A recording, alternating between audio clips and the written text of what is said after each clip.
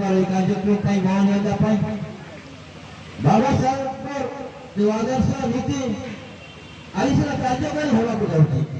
कारण प्रत्येक कार्यक्रम सरकार चाहूे सामाजिक न्याय व्यवस्था कर समाज बसवास करुवा जो मैंने सरकार प्रत्येक कार्यक्रम में भागीदार हो पारे सामाजिक न्याय केंद्र पाइपारे स्थिति प्रत्येक क्षेत्र में आस्ते आस्ते केंद्र नहीं पार्बा माँ मान केंद्र विकास हो पार्बा संविधान व्यवस्था का संविधान ढांचा सेटा कारण संविधान प्रणेता बाबा साहेब समस्त सहित आलोचना कर